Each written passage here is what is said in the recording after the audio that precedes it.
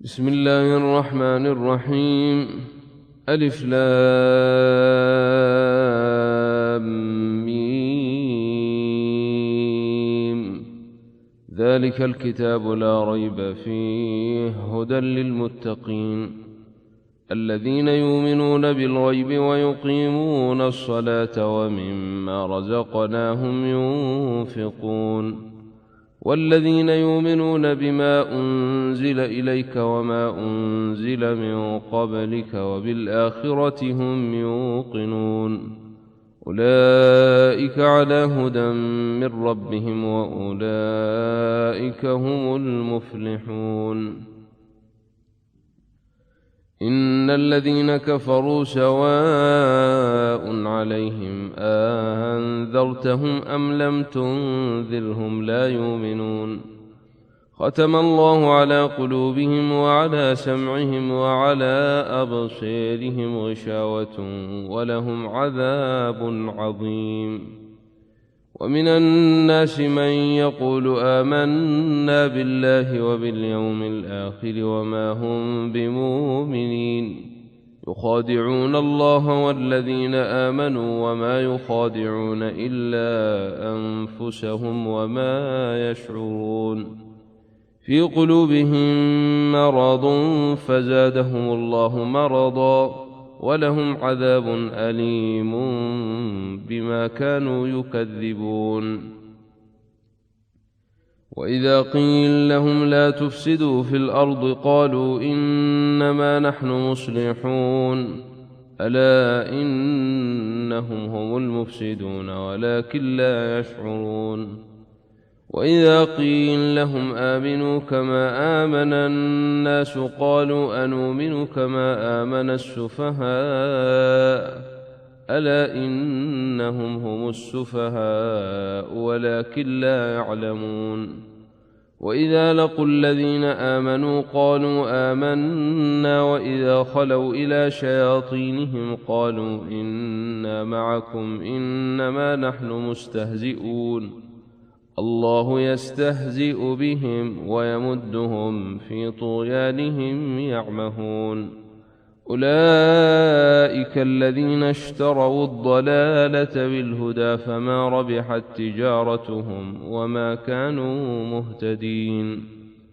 مثلهم كمثل الذي استوقد نارا فلما أضاءت ما حوله ذهب الله بنورهم وتركهم في ظلمات لا يبصرون صم بكم عمي فهم لا يرجعون. أو كصيب من السماء فيه ظلمات ورعد وبرق يجعلون أصابعهم في آذانهم من الصواعق حذر الموت والله محيط بالكافرين. يكاد البرق يخطف أبصارهم كلما أضاء لهم مشوا فيه وإذا أظلم عليهم قاموا ولو شاء الله لذهب بسمعهم وأبصارهم إن الله على كل شيء قدير.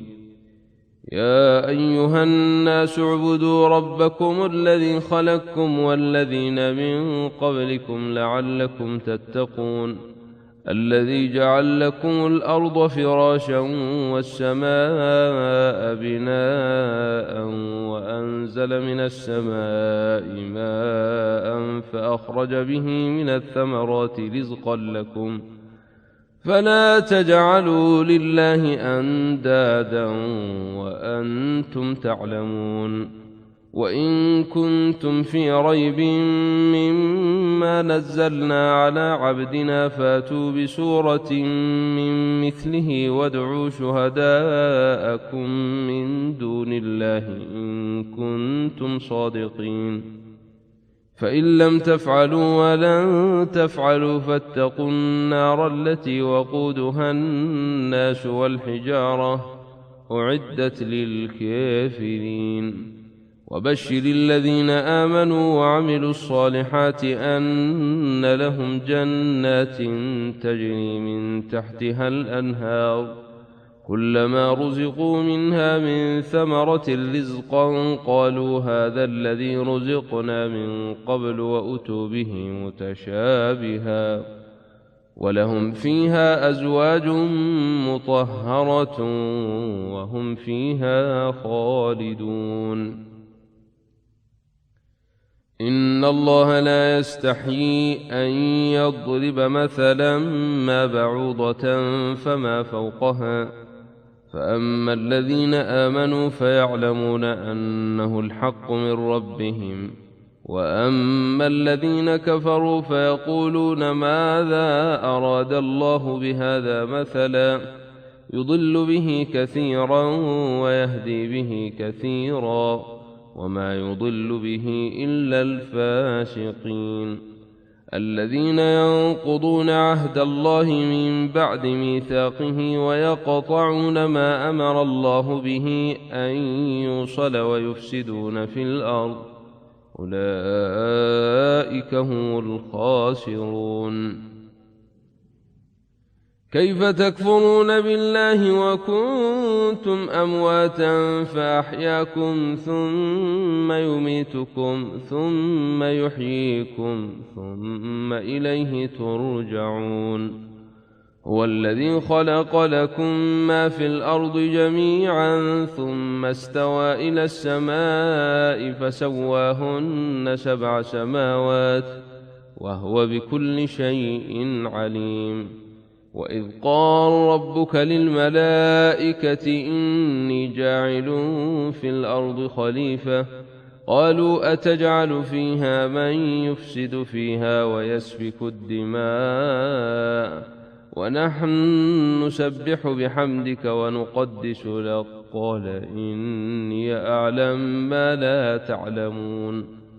وعلم آدم الأسماء كلها ثم عرضهم على الملائكة فقال أنبئوني بأسماء هؤلاء إن كنتم صادقين. قالوا سبحانك لا علم لنا إلا ما علمتنا إنك أنت العليم الحكيم. قال يا آدم أنبئهم بأسمائهم فلما أنبأهم بأسمائهم قال ألم أقل لكم إني أعلم غيب السماوات والأرض وأعلم ما تبدون وما كنتم تكتمون. وإذ قلنا للملائكة اسجدوا لآدم فسجدوا إلا إبليس أبى واستكبر وكان من الكافرين. وقلنا يا آدم اسكن أنت وزوجك الجنة وكلا منها رغدا حيث شئتما ولا تقربا هذه الشجرة فتكونا من الظالمين. فأزلهما الشيطان عنها فأخرجهما مما كانا فيه وقلنا اهبطوا بعضكم لبعض عدو ولكم في الأرض مستقر ومتاع إلى حين. فتلقى آدم من ربه كلمات فتاب عليه إنه هو التواب الرحيم. قلنا اهبطوا منها جميعا فإما يأتينكم مني هدى فمن تبع هداي فلا خوف عليهم ولا هم يحزنون. والذين كفروا وكذبوا بآياتنا أولئك أصحاب النار هم فيها خالدون. يا بني إسرائيل اذكروا نعمتي التي أنعمت عليكم وأوفوا بعهدي أوف بعهدكم وإياي فارهبون. وآمنوا بما أنزلت مصدقا لما معكم ولا تكونوا أول كافر به ولا تشتروا بآياتي ثمنا قليلا وإياي فاتقون. ولا تلبسوا الحق بالباطل وتكتموا الحق وأنتم تعلمون. وأقيموا الصلاة وآتوا الزكاة واركعوا مع الراكعين. أتأمرون الناس بالبر وتنسون أنفسكم وأنتم تتلون الكتاب أفلا تعقلون واستعينوا بالصبر والصلاة وإنها لكبيرة إلا على الخاشعين الذين يظنون أنهم ملاقو ربهم وأنهم إليه راجعون يا بني إسرائيل اذكروا نعمتي التي أنعمت عليكم وأني فضلتكم على العالمين واتقوا يوما لا تجزي نفس عن نفس شيئا ولا تقبل منها شفاعة ولا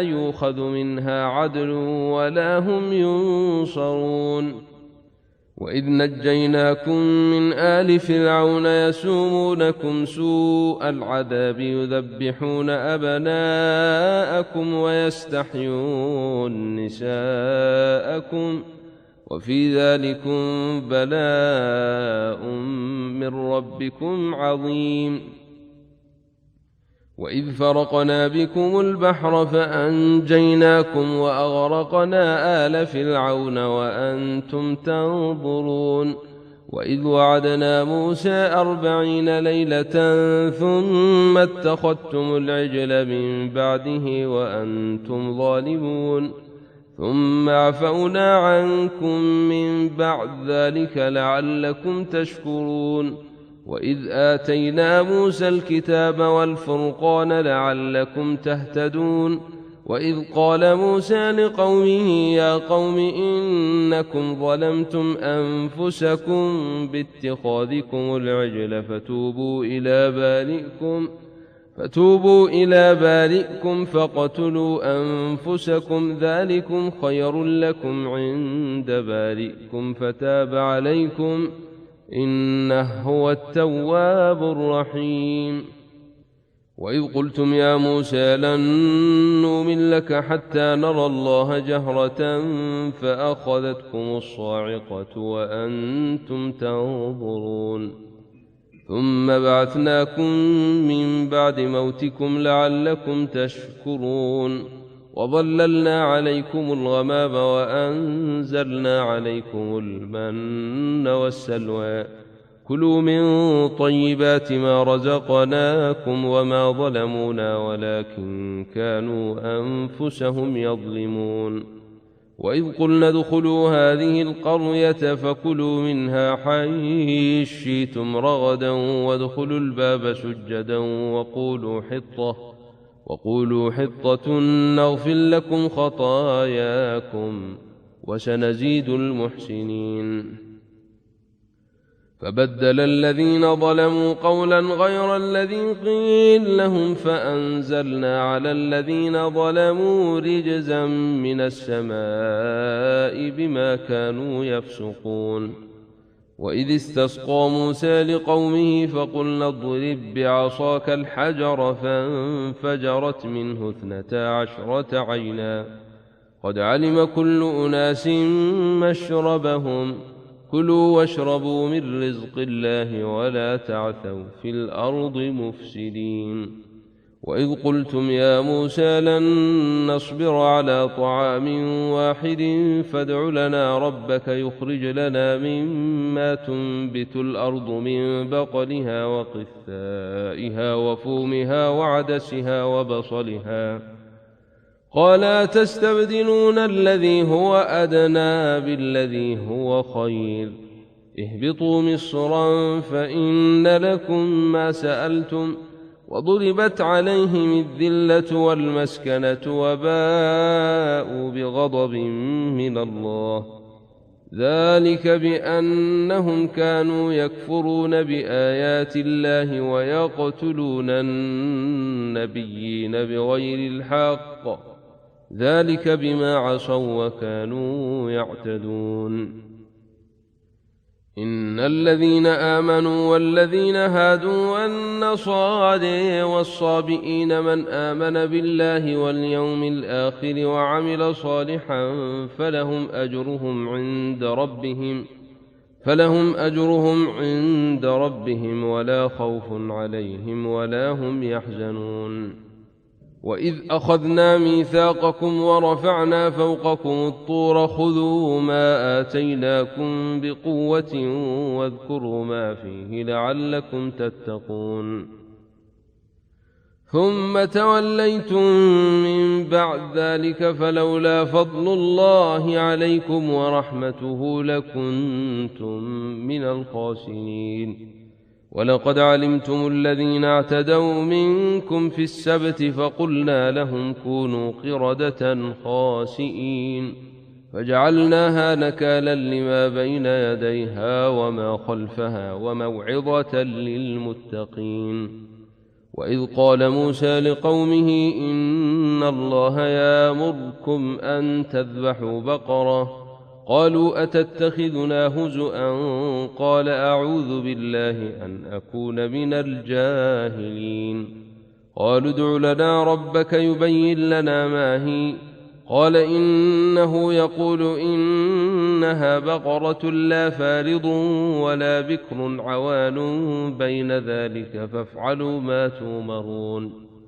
قالوا ادع لنا ربك يبين لنا ما لونها قال إنه يقول إنها بقرة صفراء فاقع لونها تسر الناظرين. قالوا ادع لنا ربك يبين لنا ما هي إن البقرة شابه علينا وإنا إن شاء الله لمهتدون. قال إنه يقول إنها بقرة لا ذلول تثير الأرض ولا تسقي الحرث مسلمة لا شية فيها. قالوا الآن جئت بالحق فذبحوها وما كادوا يفعلون. وإذ قتلتم نفسا فادارأتم فيها والله مخرج ما كنتم تكتمون فقلنا اضربوه ببعضها كذلك يحيي الله الموتى ويريكم آياته لعلكم تعقلون.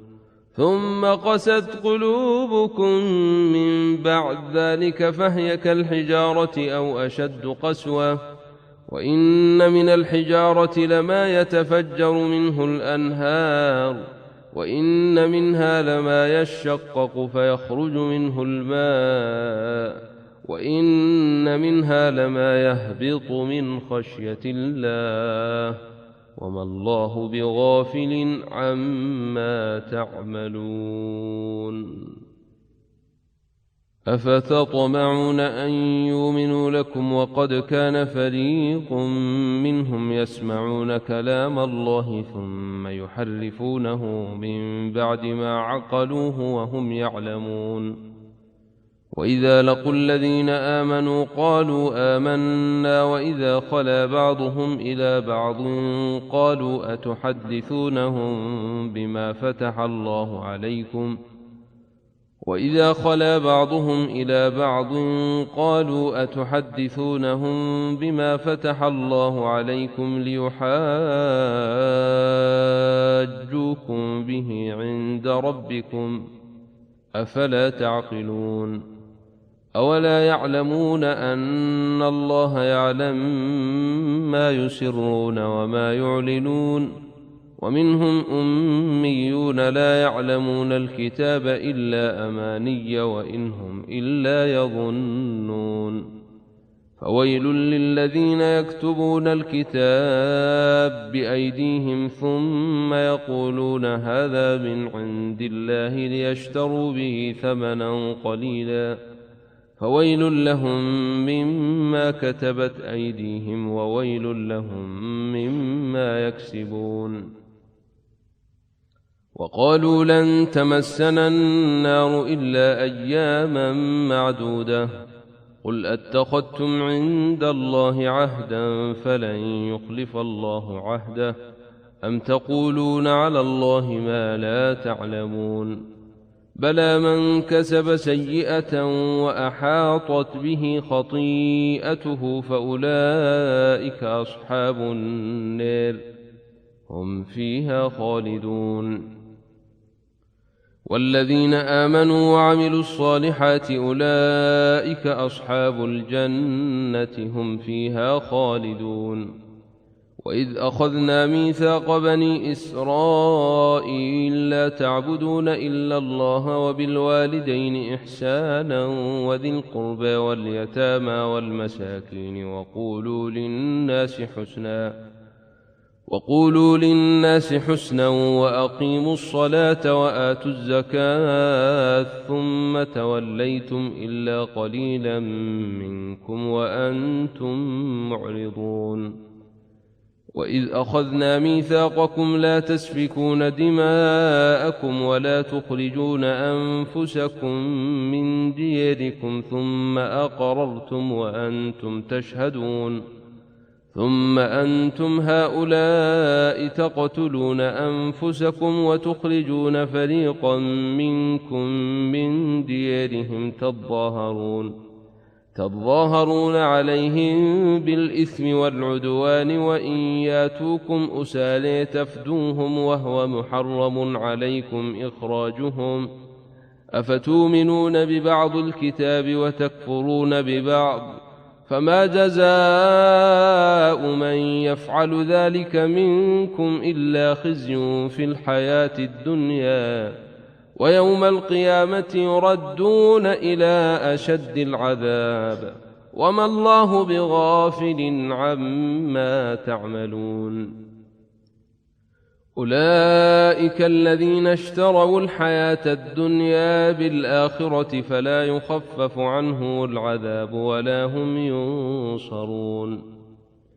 ولقد آتينا موسى الكتاب وقفينا من بعده بالرسل وآتينا عيسى ابن مريم البينات وأيدناه بروح القدس أفكلما جاءكم رسول بما لا تهوى أنفسكم استكبرتم ففريقا كذبتم وفريقا تقتلون.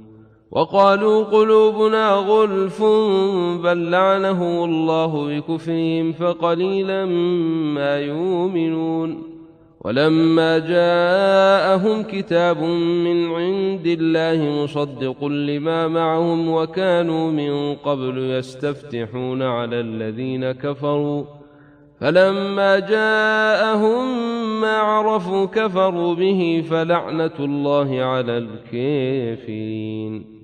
بئس ما اشتروا به أنفسهم أن يكفروا بما أنزل الله بغيا أن ينزل الله من فضله على من يشاء من عباده فباءوا بغضب على غضب وللكافرين عذاب مهين.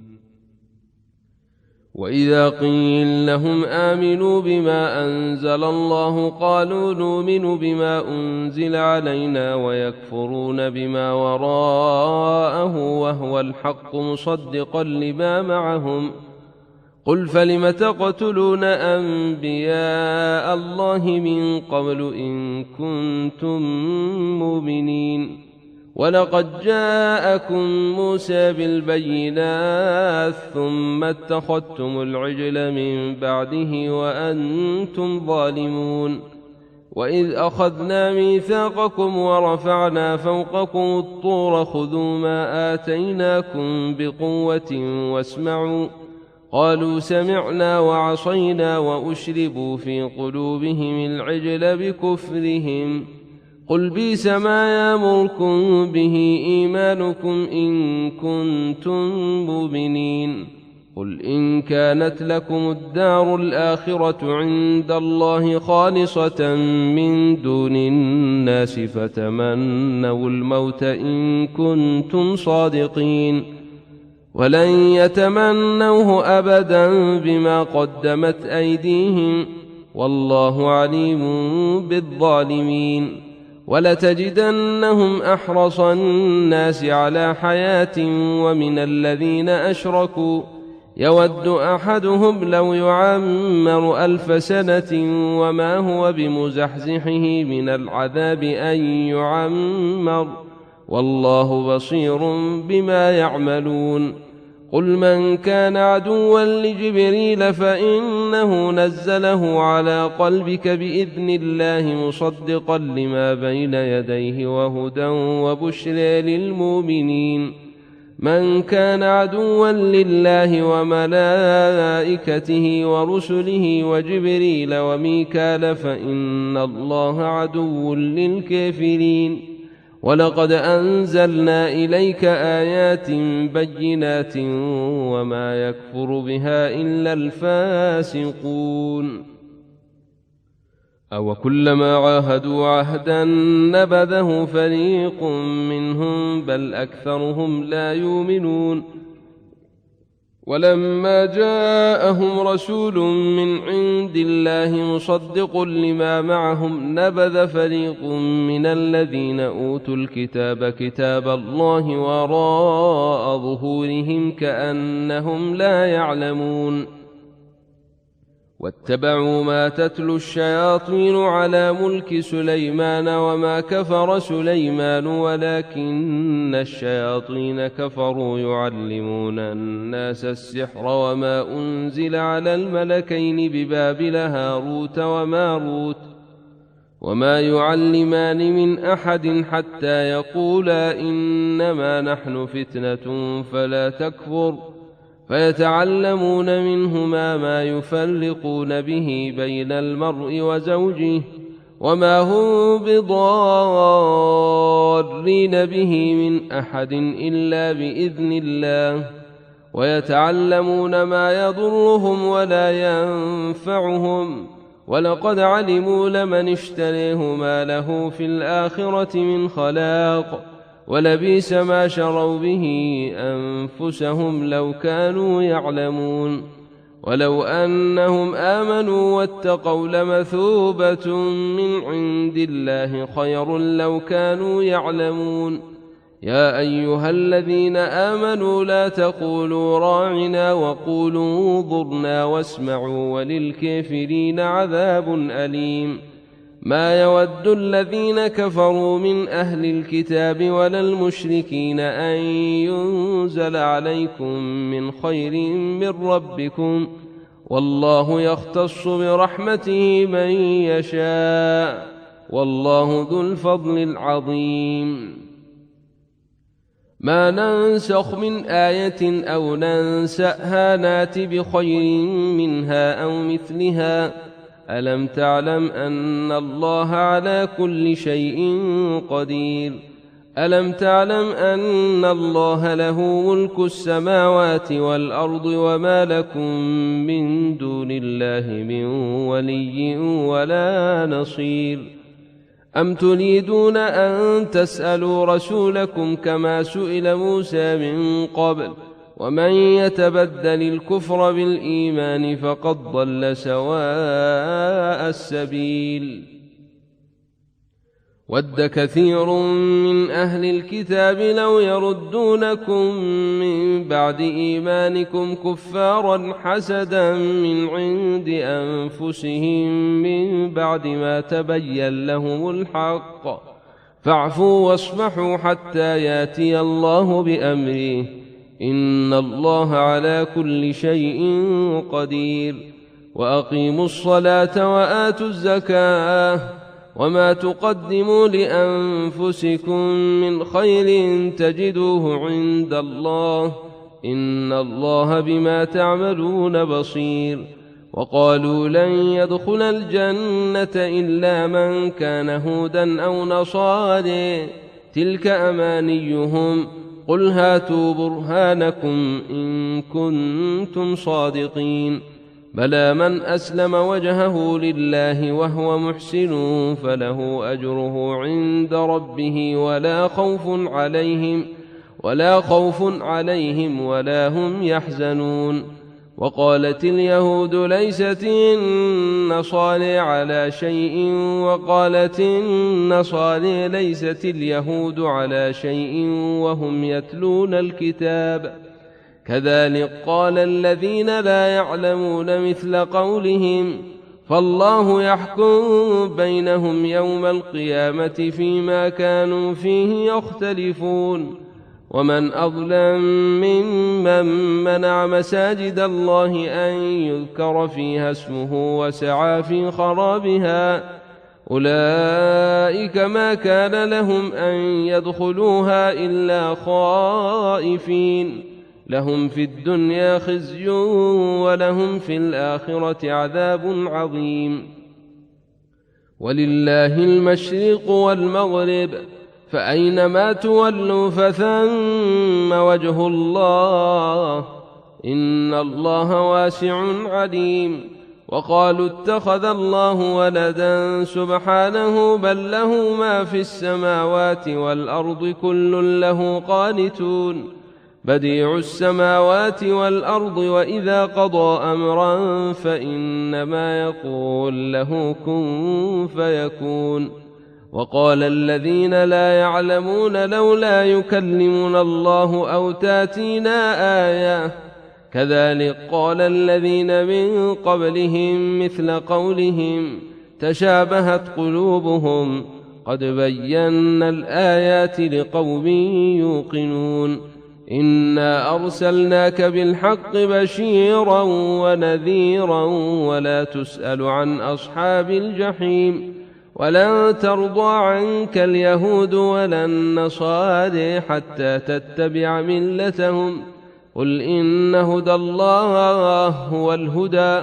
ولئن اتبعت أهواءهم بعد الذي جاءك من العلم ما لك من الله من ولي ولا نصير الذين آتيناهم الكتاب يتلونه حق تلاوته أولئك يؤمنون به ومن يكفر به فأولئك هم الخاسرون يا بني إسرائيل اذكروا نعمتي التي أنعمت عليكم وأني فضلتكم على العالمين واتقوا يوما لا تجزي نفس عن نفس شيئا ولا يقبل منها عدل ولا تنفعها شفاعة ولا هم ينصرون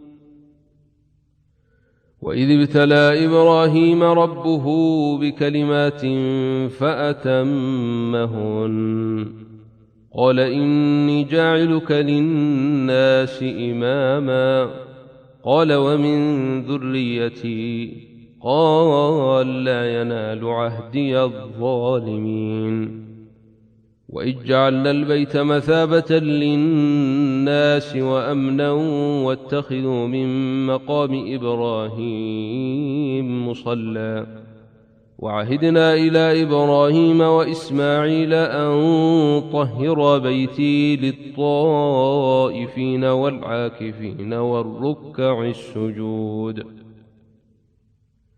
وإذ قال إبراهيم رب اجعل هذا بلدا آمنا وارزق أهله من الثمرات من آمن منهم بالله واليوم الآخر قال ومن كفر فأمتعه قليلا ثم أضطره إلى عذاب النار وبئس المصير وإذ يرفع إبراهيم القواعد من البيت وإسماعيل ربنا تقبل منا إنك أنت السميع العليم ربنا واجعلنا مسلمين لك ومن ذريتنا أمة مسلمة لك وأرنا مناسكنا وتب علينا إنك أنت التواب الرحيم ربنا وابعث فيهم رسولا منهم يتلو عليهم آياتك ويعلمهم الكتاب والحكمة ويزكيهم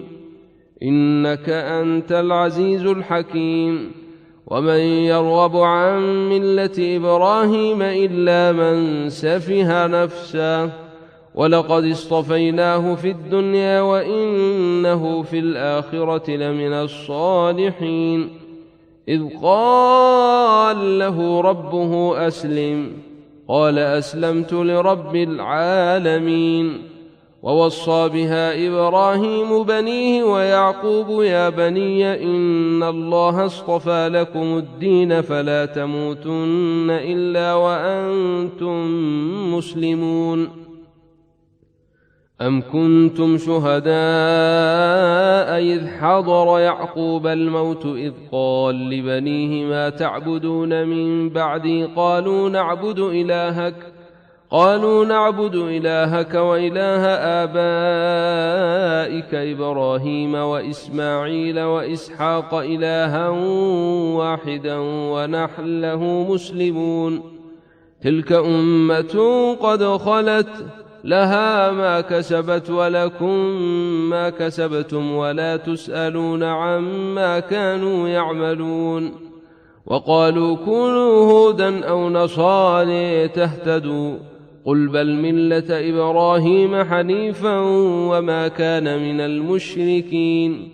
قولوا آمنا بالله وما أنزل إلينا وما أنزل إلى إبراهيم وإسماعيل وإسحاق ويعقوب والأسباط وما أوتي موسى وعيسى وما أوتي النبيون من ربهم لا نفرق بين أحد منهم ونحن له مسلمون.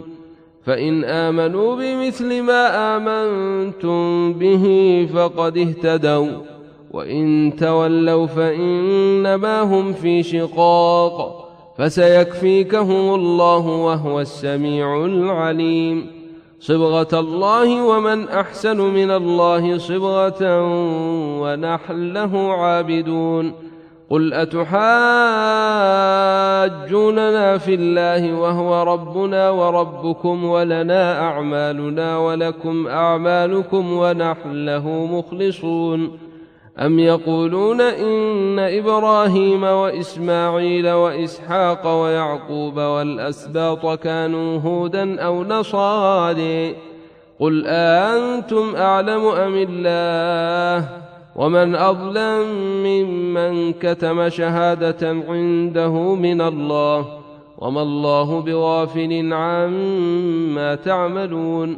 تلك أمة قد خلت لها ما كسبت ولكم ما كسبتم ولا تسألون عما كانوا يعملون. سيقول السفهاء من الناس ما ولاهم عن قبلتهم التي كانوا عليها قل لله المشرق والمغرب يهدي من يشاء إلى صراط مستقيم. وكذلك جعلناكم أمة وسطا لتكونوا شهداء على الناس ويكون الرسول عليكم شهيدا. وما جعلنا القبلة التي كنت عليها إلا لنعلم من يتبع الرسول ممن ينقلب على عقبيه وإن كانت لكبيرة إلا على الذين هدى الله وما كان الله ليضيع إيمانكم إن الله بالناس لرءوف رحيم. قد نرى تقلب وجهك في السماء فلنولينك قبلة ترضاها فول وجهك شطر المسجد الحرام وحيث ما كنتم فولوا وجوهكم شطره وإن الذين أوتوا الكتاب ليعلمون أنه الحق من ربهم وما الله بغافل عما يعملون. ولئن أتيت الذين أوتوا الكتاب بكل آية ما تبعوا قبلتك وما أنت بتابع قبلتهم وما بعضهم بتابع قبلة بعض. ولئن اتبعت أهواءهم من بعد ما جاءك من العلم إنك إذا لمن الظالمين.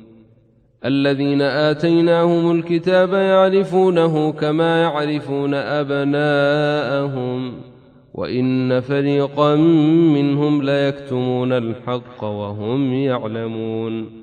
الحق من ربك فلا تكونن من الممترين.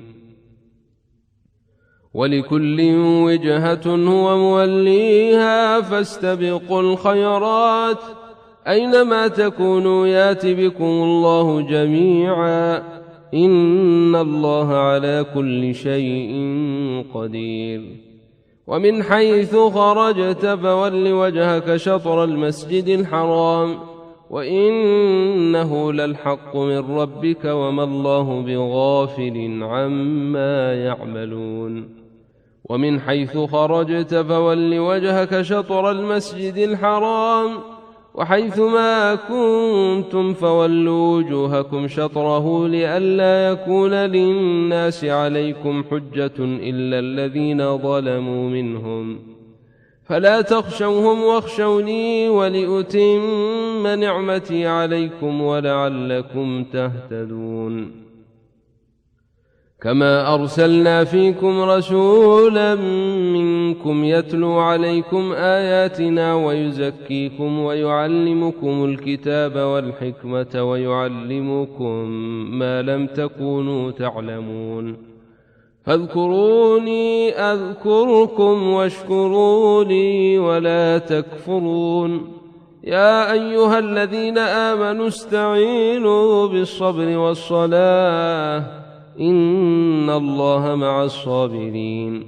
ولا تقولوا لمن يقتل في سبيل الله أموات بل أحياء ولكن لا تشعرون. ولنبلونكم بشيء من الخوف والجوع ونقص من الأموال والأنفس والثمرات وبشر الصابرين الذين إذا أصابتهم مصيبة قالوا إنا لله وإنا إليه راجعون أولئك عليهم صلوات من ربهم ورحمة وأولئك هم المهتدون.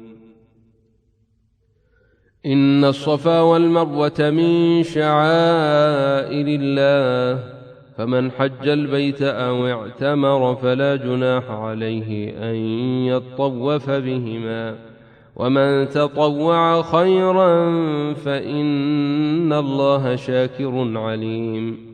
إن الذين يكتمون ما أنزلنا من البينات والهدى من بعد ما بيناه للناس في الكتاب أولئك يلعنهم الله ويلعنهم اللاعنون إلا الذين تابوا وأصلحوا وبينوا فأولئك أتوب عليهم وأنا التواب الرحيم.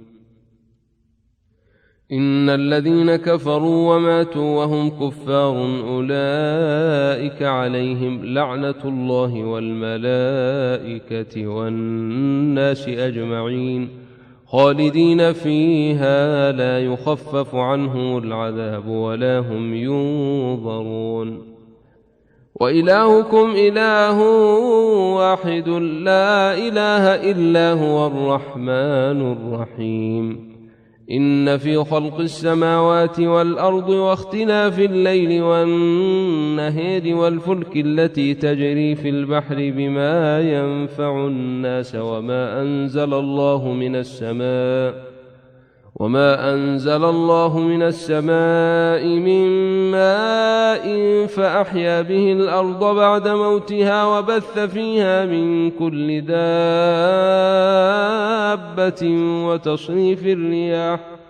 وتصريف الرياح والسحاب المسخر بين السماء والأرض لآيات لقوم يعقلون.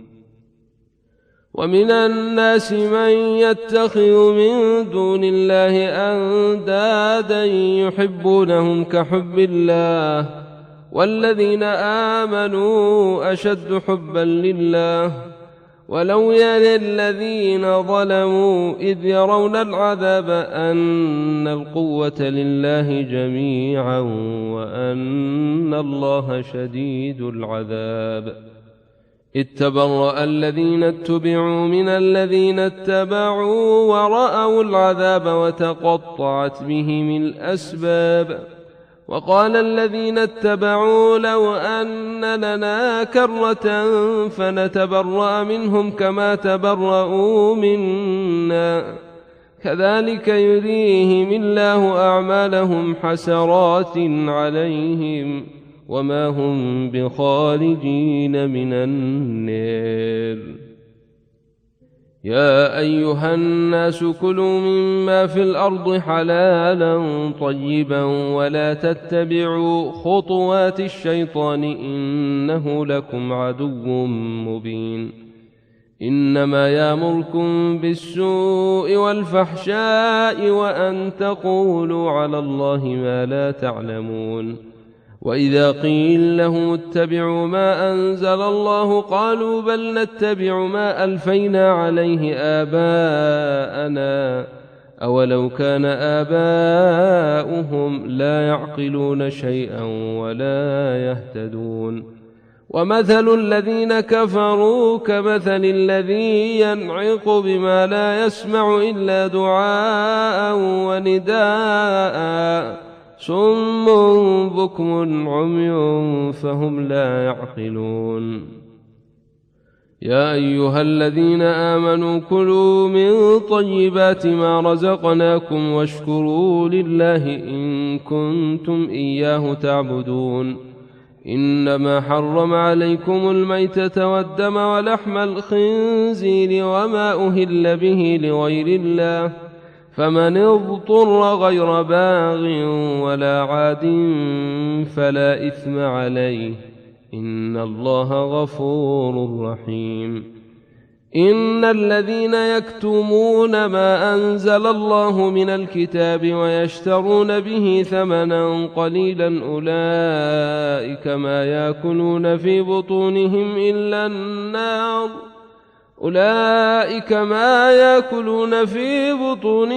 إلا النار ولا يكلمهم الله يوم القيامة ولا يزكيهم ولهم عذاب أليم. أولئك الذين اشتروا الضلالة بالهدى والعذاب بالمغفرة فما أصبرهم على النار ذلك بأن الله نزل الكتاب بالحق وإن الذين اختلفوا في الكتاب لفي شقاق بعيد.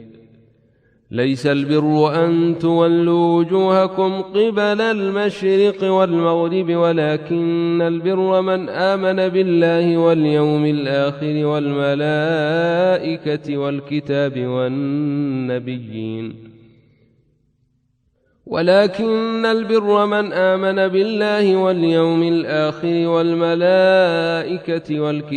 والنبيين وآتى المال على حبه ذوي القربى واليتامى والمساكين وابن السبيل والسائلين وفي الرقاب وأقام الصلاة وآتى الزكاة والموفون بعهدهم إذا عاهدوا والصابرين في الباساء والضراء وحين الباس أولئك الذين صدقوا وأولئك هم المتقون. يا أيها الذين آمنوا كتب عليكم القصاص في القتلى الحر بالحر والعبد بالعبد والأنثى بالأنثى فمن عفي له من أخيه شيء فاتباع بالمعروف وأداء إليه بإحسان ذلك تخفيف من ربكم ورحمة فمن اعتدى بعد ذلك فله عذاب أليم. ولكم في القصاص حياة يا أولي الألباب لعلكم تتقون. كتب عليكم إذا حضر أحدكم الموت إن ترك خيرا الوصية للوالدين والأقربين بالمعروف حقا على المتقين. فمن بدله بعدما سمعه فإنما إثمه على الذين يبدلونه، إن الله سميع عليم. فمن خاف من موص جنفا أو إثما فأصلح بينهم فلا إثم عليه، إن الله غفور رحيم. يا أيها الذين آمنوا كتب عليكم الصيام كما كتب على الذين من قبلكم لعلكم تتقون، أياما معدودات، فمن كان منكم مريضا أو على سفر فعدة من أيام أخر، وعلى الذين يطيقونه فدية طعام مسكين، فمن تطوع خيرا فهو خير له، وأن تصوموا خير لكم إن كنتم تعلمون.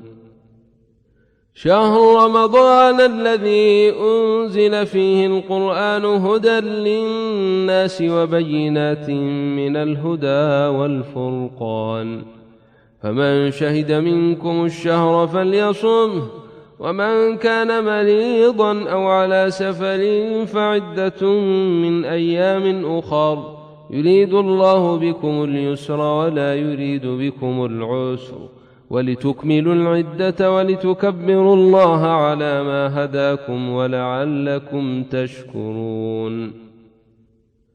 وإذا سألك عبادي عني فإني قريب أجيب دعوة الداعي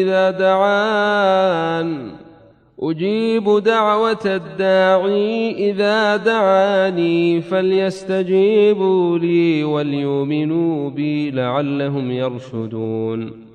أحل لكم ليلة الصيام الرفث إلى نسائكم هن لباس لكم وأنتم لباس لهن، علم الله أنكم كنتم تختانون أنفسكم فتاب عليكم وعفى عنكم، فالآن باشروهن وابتغوا ما كتب الله لكم، وكلوا واشربوا حتى يتبين لكم الخيط الأبيض من الخيط الأسود من الفجر، ثم أتموا الصيام إلى الليل، ولا تباشروهن وأنتم عاكفون في المساجد، تلك حدود الله فلا تقربوها، كذلك يبين الله آياته للناس لعلهم يتقون.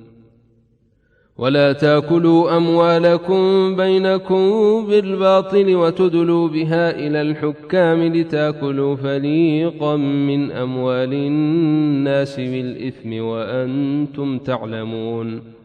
يسألونك عن الأهلة قل هي مواقيت للناس والحج، وليس البر بأن تأتوا البيوت من ظهورها ولكن البر من اتقى، وآتوا البيوت من أبوابها، واتقوا الله لعلكم تفلحون.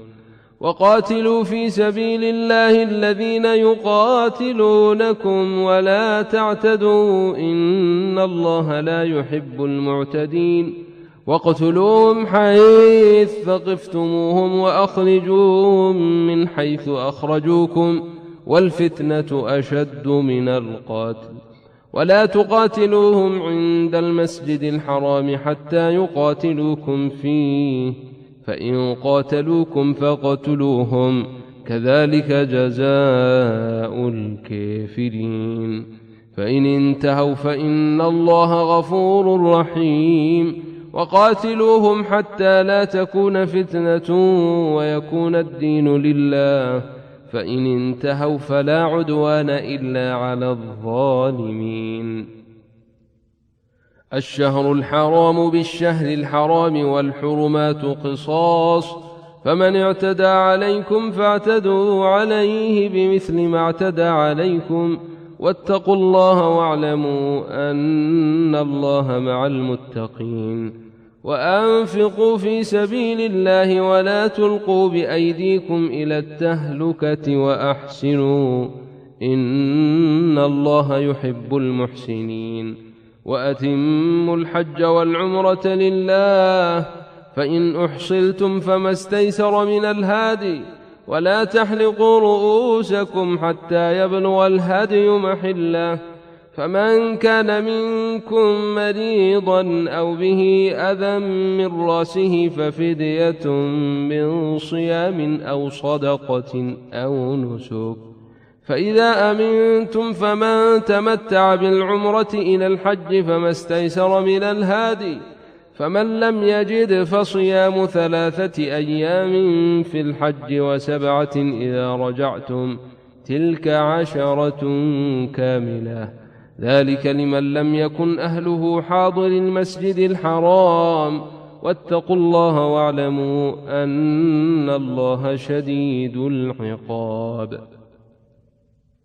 الحج أشهر معلومات، فمن فرض فيهن الحج فلا رفث ولا فسوق ولا جدال في الحج، وما تفعلوا من خير يعلمه الله، وتزودوا فإن خير الزاد التقوى، واتقوني يا أولي الألباب. ليس عليكم جناح أن تبتغوا فضلا من ربكم، فإذا أفضتم من عرفات فاذكروا الله عند المشعر الحرام واذكروه كما هداكم وإن كنتم من قبله لمن الضالين. ثم أفيضوا من حيث أفاض الناس واستغفروا الله، إن الله غفور رحيم. فإذا قضيتم مناسككم فاذكروا الله كذكركم آباءكم أو أشد ذكرا. فمن الناس من يقول ربنا آتنا في الدنيا وما له في الآخرة من خلاق، ومنهم من يقول ربنا آتنا في الدنيا حسنة وفي الآخرة حسنة وقنا عذاب النار. أولئك لهم نصيب مما كسبوا والله سريع الحساب. واذكروا الله في أيام معدودات، فمن تعجل في يومين فلا إثم عليه، ومن تأخر فلا إثم عليه لمن اتقى. واتقوا الله واعلموا أنكم إليه تحشرون. ومن الناس من يعجب قوله في الحياة الدنيا ويشهد الله على ما في قلبه وهو ألد الخصام. وإذا تولى سعى في الأرض ليفسد فيها ويهلك الحرث والنسل والله لا يحب الفساد. وإذا قيل له اتق الله أخذته العزة بالإثم فحسبه جهنم ولبئس المهاد. ومن الناس من يشري نفسه ابتغاء مرضات الله والله رؤوف بالعباد. يا أيها الذين آمنوا ادخلوا في السلم كافة ولا تتبعوا خطوات الشيطان إنه لكم عدو مبين. فإن زللتم من بعد ما جاءتكم البينات فاعلموا أن الله عزيز حكيم. هل ينظرون إلا أن ياتيهم الله في ظلل من الغمام والملائكة وقضي الأمر وإلى الله ترجع الأمور. سل بني إسرائيل كم آتيناهم من آية بينة ومن يبدل نعمة الله من بعد ما جاءته فإن الله شديد العقاب. زين للذين كفروا الحياة الدنيا ويسخرون من الذين آمنوا والذين اتقوا فوقهم يوم القيامة والله يرزق من يشاء بغير حساب. كان الناس أمة واحدة فبعث الله النبيين مبشرين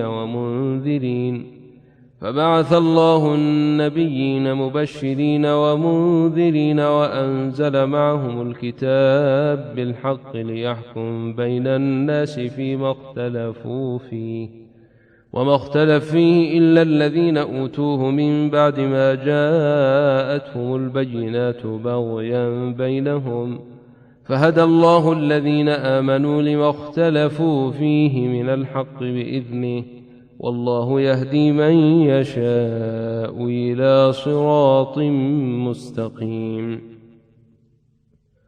أم حسبتم أن تدخلوا الجنة ولما ياتكم مثل الذين خلوا من قبلكم مستهم الباساء والضراء وزلزلوا حتى يقول الرسول والذين آمنوا معه متى نصر الله ألا إن نصر الله قريب. يسألونك ماذا ينفقون قل ما أنفقتم من خير فللوالدين والأقربين واليتامى والمساكين وابن السبيل وما تفعلوا من خير فإن الله به عليم. كتب عليكم القتال وهو كره لكم وعسى أن تكرهوا شيئا وهو خير لكم وعسى أن تحبوا شيئا وهو شر لكم والله يعلم وأنتم لا تعلمون. يسألونك عن الشهر الحرام قتال فيه قل قتال فيه كبير وصد عن سبيل الله وكفر به والمسجد الحرام وإخراج أهله منه أكبر عند الله والفتنة أكبر من القتل ولا يزالون يقاتلونكم حتى يردوكم عن دينكم إن استطاعوا ومن يرتدد منكم عن دينه فيمت وهو كافر فأولئك حبطت أعمالهم في الدنيا والآخرة وأولئك أصحاب النار هم فيها خالدون. إن الذين آمنوا والذين هاجروا وجاهدوا في سبيل الله أولئك يرجون رحمة الله والله غفور رحيم. يسألونك عن الخمر والميسر قل فيهما إثم كبير ومنافع للناس وإثمهما أكبر من نفعهما ويسألونك ماذا ينفقون قل العفو كذلك يبين الله لكم الآيات لعلكم تتفكرون في الدنيا والآخرة. ويسألونك عن اليتامى قل إصلاح لهم خير وإن تخالطوهم فإخوانكم والله يعلم المفسد من المصلح ولو شاء الله لأعنتكم إن الله عزيز حكيم. ولا تنكحوا المشركات حتى يؤمنوا ولأمة مؤمنة خير من مشركة ولو أعجبتكم ولا تنكحوا المشركين حتى يؤمنوا ولعبد مؤمن خير من مشرك ولو أعجبكم أولئك يدعون إلى النار والله يدعو إلى الجنة والمغفرة بإذنه ويبين آياته للناس لعلهم يتذكرون. ويسألونك عن المحيض قل هو أذى فاعتزلوا النساء في المحيض ولا تقربوهن حتى يطهرن فإذا تطهرن فاتوهن من حيث أمركم الله إن الله يحب التوابين ويحب المتطهرين. نساؤكم حرث لكم فاتوا حرثكم أنى شئتم وقدموا لأنفسكم واتقوا الله واعلموا أنكم ملاقوه وبشر المؤمنين. ولا تجعلوا الله عرضة لأيمانكم أن تبروا وتتقوا وتصلحوا بين الناس والله سميع عليم. لا يؤاخذكم الله باللغو في أيمانكم ولكن يؤاخذكم بما كسبت قلوبكم والله غفور حليم. للذين يولون من نسائهم تربص 4 أشهر فإن فاءوا فإن الله غفور رحيم. وإن عزموا الطلاق فإن الله سميع عليم. والمطلقات يتربصن بأنفسهن 3 قروء ولا يحل لهن أن يكتمن ما خلق الله في أرحامهن إن كن يؤمن بالله واليوم الآخر وبعولتهن أحق بردهن في ذلك إن أرادوا إصلاحا ولهن مثل الذي عليهن بالمعروف وللرجال عليهن درجة والله عزيز حكيم. الطلاق 2 فإمساك بمعروف أو تسريح بإحسان. ولا يحل لكم أن تأخذوا مما آتيتموهن شيئا إلا أن يخافا ألا يقيما حدود الله فإن خفتم ألا يقيما حدود الله فلا جناح عليهما فيما افتدت به تلك حدود الله فلا تعتدوها ومن يتعد حدود الله فأولئك هم الظالمون. فإن طلقها فلا تحل له من بعد حتى تنكح زوجا غيره فإن طلقها فلا جناح عليهما أن يتراجعا إن ظنا أن يقيما حدود الله وتلك حدود الله يبينها لقوم يعلمون. وإذا طلقتم النساء فبلغن أجلهن فأمسكوهن بمعروف أو سرحوهن بمعروف ولا تمسكوهن ضرارا لتعتدوا ومن يفعل ذلك فقد ظلم نفسه. ولا تتخذوا آيات الله هزؤا واذكروا نعمة الله عليكم وما أنزل عليكم من الكتاب والحكمة يعظكم به واتقوا الله واعلموا أن الله بكل شيء عليم. وإذا طلقتم النساء فبلغن أجلهن فلا تعضلوهن أن ينكحن أزواجهن إذا تراضوا بينهم بالمعروف ذلك يوعظ به من كان منكم يؤمن بالله واليوم الآخر ذلكم أزكى لكم وأطهر والله يعلم وأنتم لا تعلمون.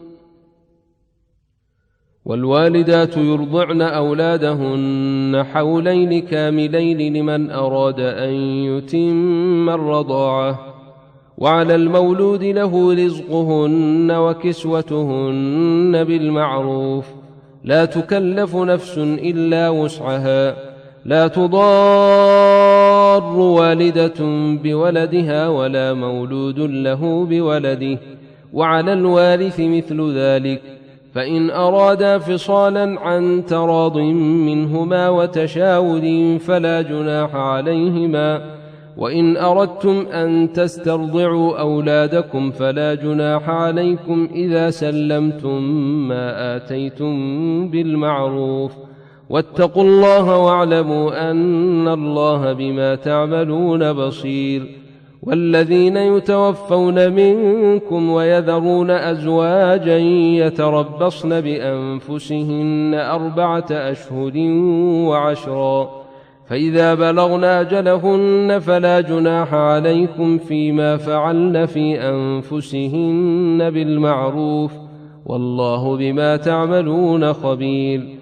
ولا جناح عليكم فيما عرضتم به من خطبة النساء أو أكننتم في أنفسكم علم الله أنكم ستذكرونهن ولكن لا تواعدوهن سرا إلا أن تقولوا قولا معروفا ولا تعزموا عقدة النكاح حتى يبلغ الكتاب أجله واعلموا أن الله يعلم ما في أنفسكم فاحذروه واعلموا أن الله غفور حليم لا جناح عليكم إن طلقتم النساء ما لم تمسوهن أو تفرضوا لهن فريضة ومتعوهن على الموسع قدره وعلى المقتر قدره متاعا بالمعروف حقا على المحسنين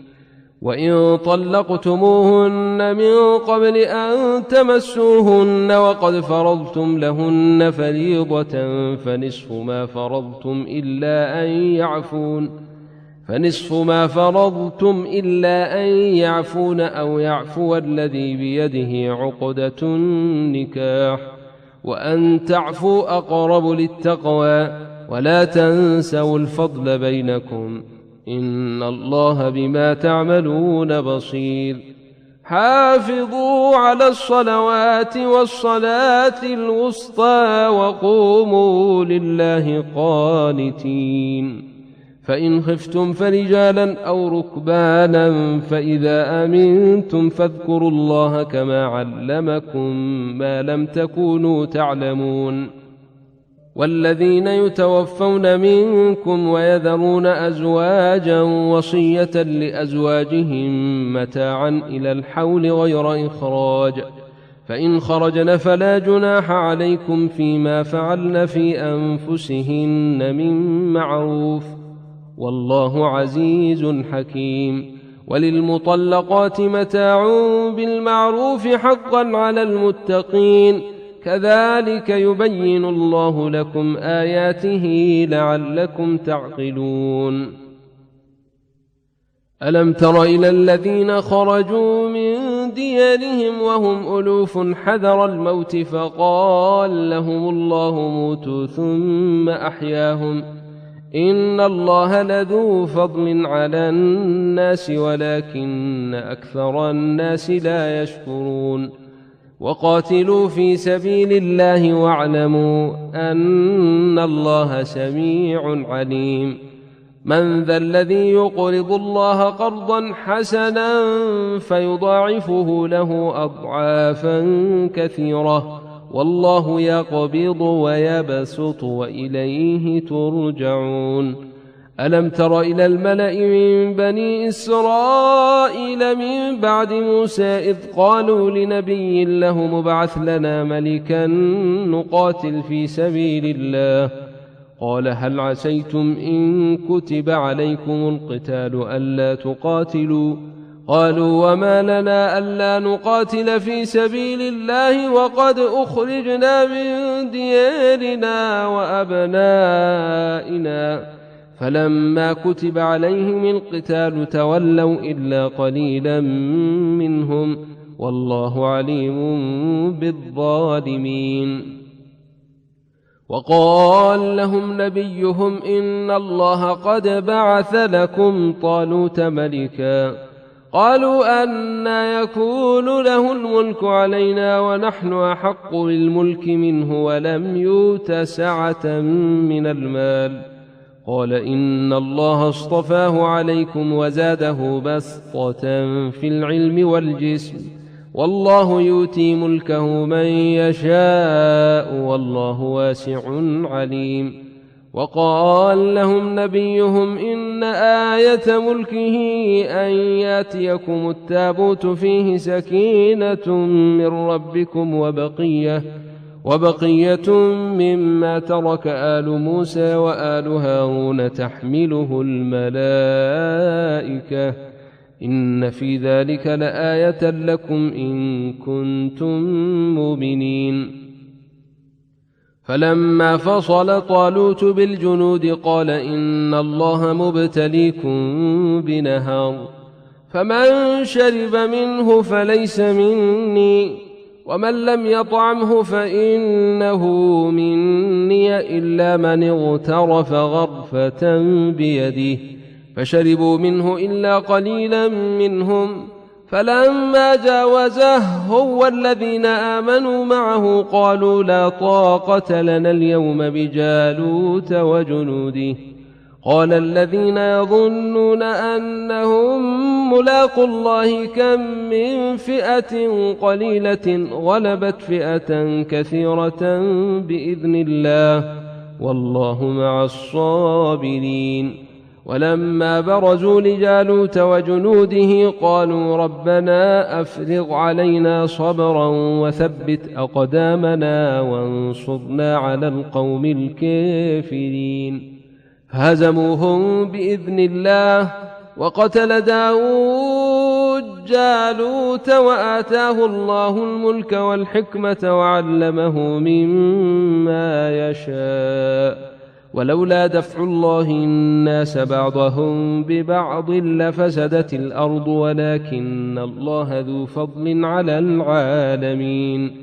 تلك آيات الله نتلوها عليك بالحق وإنك لمن المرسلين. تلك الرسل فضلنا بعضهم على بعض، منهم من كلم الله ورفع بعضهم درجات، وآتينا عيسى ابن مريم البينات وأيدناه بروح القدس. ولو شاء الله ما اقتتل الذين من بعدهم من بعد ما جاءتهم البينات ولكن اختلفوا، فمنهم من آمن ومنهم من كفر. ولو شاء الله ما اقتتلوا ولكن الله يفعل ما يريد. يا أيها الذين آمنوا أنفقوا مما رزقناكم من قبل أن ياتي يوم لا بيع فيه ولا خلة ولا شفاعة والكافرون هم الظالمون. الله لا إله إلا هو الحي القيوم لا تأخذه سنة ولا نوم، له ما في السماوات وما في الأرض. من ذا الذي يشفع عنده إلا بإذنه، يعلم ما بين أيديهم وما خلفهم ولا يحيطون بشيء من علمه إلا بما شاء. وسع كرسيه السماوات والأرض ولا يؤوده حفظهما وهو العلي العظيم. لا إكراه في الدين قد تبين الرشد من الغي، فمن يكفر بالطاغوت ويؤمن بالله فقد استمسك بالعروة الوثقى لا انفصام لها والله سميع عليم. الله ولي الذين آمنوا يخرجهم من الظلمات إلى النور، والذين كفروا أولياؤهم الطاغوت يخرجونهم من النور إلى الظلمات، أولئك أصحاب النار هم فيها خالدون. ألم تر إلى الذي حاج إبراهيم في ربه أن آتاه الله الملك، إذ قال إبراهيم ربي الذي يحيي ويميت، قال أنا أحيي وأميت. قال إبراهيم فإن الله يأتي بالشمس من المشرق فات بها من المغرب فبهت الذي كفر والله لا يهدي القوم الظالمين. أو كالذي مر على قرية وهي خاوية على عروشها قال أنى يحيي هذه الله بعد موتها، فأماته الله 100 عام ثم بعثه، قال كم لبثت؟ قال لبثت يوما أو بعض يوم، قال بل لبثت 100 عام فانظر إلى طعامك وشرابك لم يتسنه، وانظر إلى حمارك ولنجعلك آية للناس، وانظر إلى العظام كيف ننشرها ثم نكسوها لحما فلما تبين له قال أعلم أن الله على كل شيء قدير. وإذ قال إبراهيم رب أرني كيف تحيي الموتى قال أولم تؤمن قال بلى ولكن ليطمئن قلبي قال فخذ 4 من الطير فصرهن إليك ثم اجعل على كل جبل منهن جزءا ثم ادعهن ياتينك سعيا واعلم أن الله عزيز حكيم. مثل الذين ينفقون أموالهم في سبيل الله كمثل حبة أنبتت 7 سنابل في كل سنبلة 100 حبة والله يضاعف لمن يشاء والله واسع عليم. الذين ينفقون أموالهم في سبيل الله ثم لا يتبعون ما أنفقوا منا ولا أذى لهم أجرهم عند ربهم ولا خوف عليهم ولا هم يحزنون. قول معروف ومغفرة خير من صدقة يتبعها أذى والله غني حليم. يا أيها الذين آمنوا لا تبطلوا صدقاتكم بالمن والأذى كالذي ينفق ماله رئاء الناس ولا يؤمن بالله واليوم الآخر فمثله كمثل صفوان عليه تراب فأصابه وابل فتركه صلدا لا يقدرون على شيء مما كسبوا والله لا يهدي القوم الكافرين. ومثل الذين ينفقون أموالهم ابتغاء مرضات الله وتثبيتا من أنفسهم كمثل جنة بربوة أصابها وابل فآتت أكلها ضعفين فإن لم يصبها وابل فطل والله بما تعملون بصير. أيود أحدكم أن تكون له جنة من نخيل وأعناب تجري من تحتها الأنهار له فيها من كل الثمرات وأصابه الكبر وله ذرية ضعفاء فأصابها إعصار فيه نار فاحترقت كذلك يبين الله لكم الآيات لعلكم تتفكرون. يا أيها الذين آمنوا أنفقوا من طيبات ما كسبتم ومما أخرجنا لكم من الأرض ولا تيمموا الخبيث منه تنفقون ولستم بآخذيه إلا أن تغمضوا فيه واعلموا أن الله غني حميد. الشيطان يعدكم الفقر ويأمركم بالفحشاء والله يعدكم مغفرة منه وفضلا والله واسع عليم.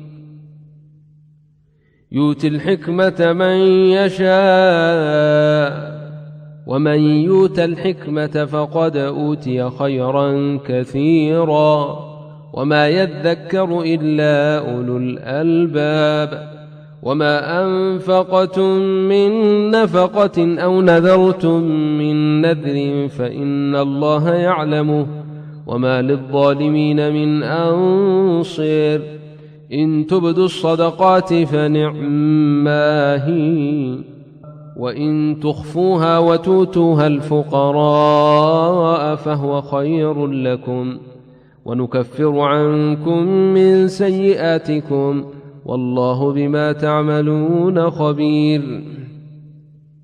ليس عليك هداهم ولكن الله يهدي من يشاء وما تنفقوا من خير فلأنفسكم وما تنفقون إلا ابتغاء وجه الله وما تنفقوا من خير يوفى إليكم وأنتم لا تظلمون للفقراء الذين أحصروا في سبيل الله لا يستطيعون ضربا في الأرض يحسبهم الجاهل أغنياء من التعفف تعرفهم بسيماهم لا يسألون الناس إلحافا وما تنفقوا من خير فإن الله به عليم الذين ينفقون أموالهم بالليل والنهار سرا وعلانية فلهم أجرهم عند ربهم ولا خوف عليهم ولا هم يحزنون الذين يأكلون الربا لا يقومون إلا كما يقوم الذي يتخبطه الشيطان من المس ذلك بأنهم قالوا إنما البيع مثل الربا وأحل الله البيع وحرم الربا فمن جاءه موعظة من ربه فانتهى فله ما سلف وأمره إلى الله ومن عاد فأولئك أصحاب النار هم فيها خالدون يمحق الله الربا ويربي الصدقات والله لا يحب كل كفار أثيم إن الذين آمنوا وعملوا الصالحات وأقاموا الصلاة وآتوا الزكاة لهم أجرهم عند ربهم ولا خوف عليهم ولا هم يحزنون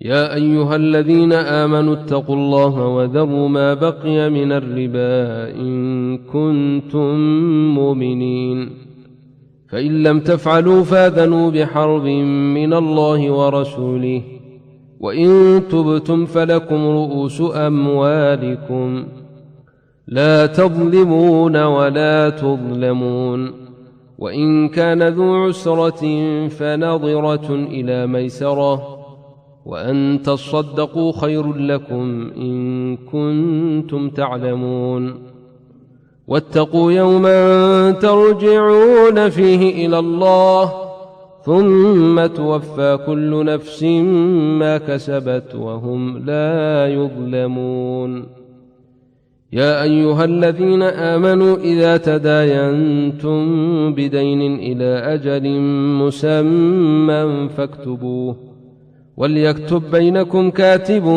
بالعدل ولا ياب كاتب أن يكتب كما علمه الله فليكتب وليملل الذي عليه الحق وليتق الله ربه ولا يبخس منه شيئا فإن كان الذي عليه الحق سفيها أو ضعيفا أو لا يستطيع أن يمله فليملل وليه بالعدل واستشهدوا شهيدين من رجالكم فإن لم يكونا رجلين فرجل وامرأتان ممن ترضون من الشهداء أن تضل إحداهما فتذكر إحداهما الأخرى ولا يأبى الشهداء إذا ما دعوا ولا تسأموا أن تكتبوه صغيرا أو كبيرا إلى أجله ذلكم أقسط عند الله وأقوم للشهادة وأدنى ألا ترتابوا